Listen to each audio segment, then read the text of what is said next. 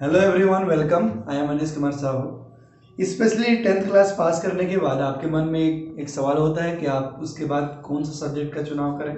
ठीक है, 10th class जैसे ही आपने कंप्लीट किया, आज ही अभी रिजल्ट आ गया है, 10th आप पास हो गए हो। उसके बाद आप सोच रहे होगे कि हम क्या सब्जेक्ट लें, हम साइंस लें, कॉमर्स लें, कि मैथमेटिक्स लें, कि बायोलॉजी लें। तो बेसिकली स्टूडेंट्स करते क्या हैं कि 10th में जैसा उनके बोर्ड एग्जाम में नंबर आते हैं, उस नंबर के बेस पे वे सब्जेक्ट ले लेते हैं। कभी कभी अगर टॉप बेस्ट नंबर आया, सबसे बेस्ट अगर अच्छा नंबर आता है, 90 प्लस नंबर लेके आते हो, तो आप ये सोचते हो कि हम मैथमेटिक्स ले लेते हैं, ठीक है, और बायोलॉजी ले लेते हैं। अब ठीक है, मैथमेटिक्स बायोलॉजी आप जो भी लेते हो, ये आपका जो चुनाव है, चॉइस है, ये परसेंटेज पे नहीं होना चाहिए। बिल्कुल सही नहीं है। बेसिकली जो भी सब्जेक्ट आप लेना चाहते हो, ये चीज बेस्ड करता है इंटरेस्ट पे। आपका इंटरेस्ट किस सब्जेक्ट में है, उस सब्जेक्ट को लेना चाहिए। देखो, स्पेशली ऑल माय स्टूडेंट्स, ठीक है, बेसिकली आप according to your choice you have to select your subject. Okay, अगर आपको मान लीजिए इंटरेस्ट है ही नहीं मैथमेटिक्स में और आपने मैथमेटिक्स ले लिया, तो इन्हें फ्यूचर आपके लिए प्रॉब्लम्स क्रिएट करते हैं। इसीलिए मैं बोलूंगा सबसे पहले आप देखो आपकी चॉइस क्या है, उसके अकॉर्डिंग सब्जेक्ट लेना। ठीक है, देखो बात कुछ लोग ये बोलते हैं कि आप मैथमेटिक्स ले लो तो जॉब लग जाएंगे, बायोलॉजी लोगे तो जॉब, सारे सब्जेक्ट्स में जॉब बराबर लगते हैं, चाहे मैथमेटिक्स हो चाहे बायोलॉजी, जॉब कम लगेगा।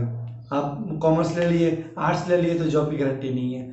ऐसा बिल्कुल भी नहीं है। सारे सब्जेक्ट्स में इक्वल जॉब है कि अपॉर्चुनिटी है, उसमें बस डिपेंड करता है बेस्ट एजुकेशन का।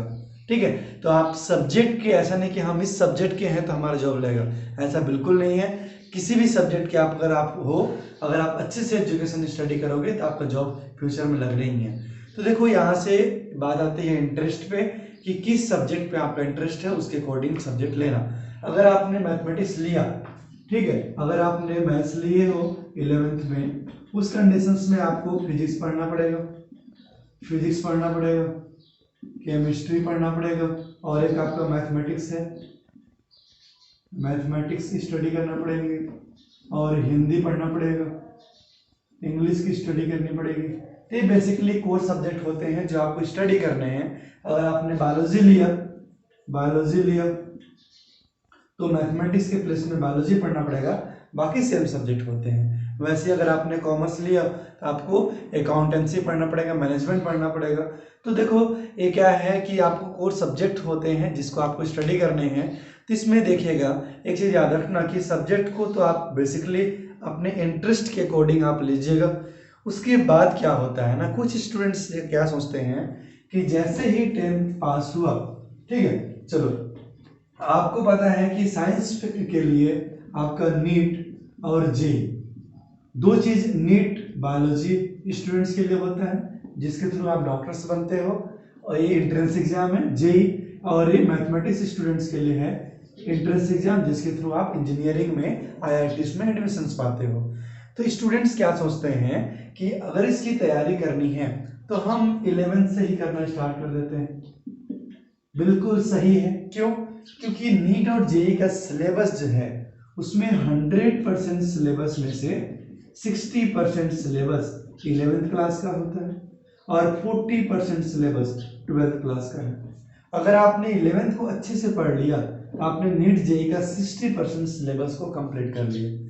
तो यहाँ तैयारी करने के दो तरीके हो सकते हैं। कुछ स्टूडेंट सोचते हैं कि सर हमें एक काम करते हैं, अपन कोटा चले जाते हैं और वहाँ कोचिंग ज्वाइन कर लेंगे, या कहीं भी चले जाएंगे, कोटा ही नहीं, और हम लोग नीट का तैयारी करते रहेंगे, कोचिंग करते रहेंगे, और साथ में 11th-12th को स्टडी कर लेंगे। ठीक है, चलो ठीक है, यह भी कोई गलत चीज़ नहीं है, थिंकिंग नहीं है। बट बेसिकली मेरा मानना क्या है, सबसे पहले बेस स्ट्रॉन्ग होना चाहिए। ठीक है, आपने क्या करना है, आपको नीट और जेई की तैयारी करने के लिए आपको प्रॉब्लम सॉल्व करने पड़ते हैं। ठीक है, क्वेश्चन सॉल्व करना पड़ता है। अब न्यूमेरिकल क्वेश्चन सॉल्व करने के लिए कॉन्सेप्ट स्ट्रॉन्ग होना जरूरी है। तो मेरे अकॉर्डिंग आपको पहले 11th और 12th में क्या करना चाहिए, पहले आपको कॉन्सेप्ट को 100% क्लियर करना चाहिए। ठीक है, पहला चीज, कॉन्सेप्ट के साथ साथ आपको उसके सारे के सारे प्रॉब्लम जो नॉर्मल कॉन्सेप्ट पे बन जाते हैं सारे प्रॉब्लम्स को आप ट्राई कीजिए, बनाइए। दूसरा चीज, थर्ड, आप एनसीईआरटी के जितने भी क्वेश्चंस हैं इन सारे क्वेश्चंस को सॉल्व कीजिए। थर्ड थिंग, ठीक है, आप रेफरेंस बुक ले सकते हैं, जैसे एस.एल. अरोरा, ठीक है, फिजिक्स के लिए हो गया, फिजिक्स के लिए, और आर.डी. शर्मा ले सकते हैं मैथमेटिक्स के लिए, ठीक है, एस चौहान का ले सकते हैं केमिस्ट्री के लिए, वैसे बायोलॉजी के ले सकते हैं। तो देखिए एक सब क्या है कि आपके ना एक कॉन्सेप्ट को बिल्डअप करेंगे। जब आपके पास कॉन्सेप्ट बिल्डअप हो जाएगा उसके बाद जब आप नीट और जेईई का प्रिपरेशन करोगे तो इजीली से आप इस एग्जाम को क्रैक कर सकते हो। यदि डायरेक्ट वहां जाते हो तो उस कंडीशंस में प्रॉब्लम्स हो जाते हैं, आपको क्रैक करना डिफिकल्टीज होती हैं, ठीक है, क्योंकि आप डायरेक्टली प्रॉब्लम्स को अप्रोच कैसे करोगे जब तक कि आपका कॉन्सेप्ट क्लियर नहीं हो। That's why I want to request with everyone, all the students who has passed class 10, okay, when you will select your subject, when you will select the subject, then you have to select according to your choice, in which subject your choice are there.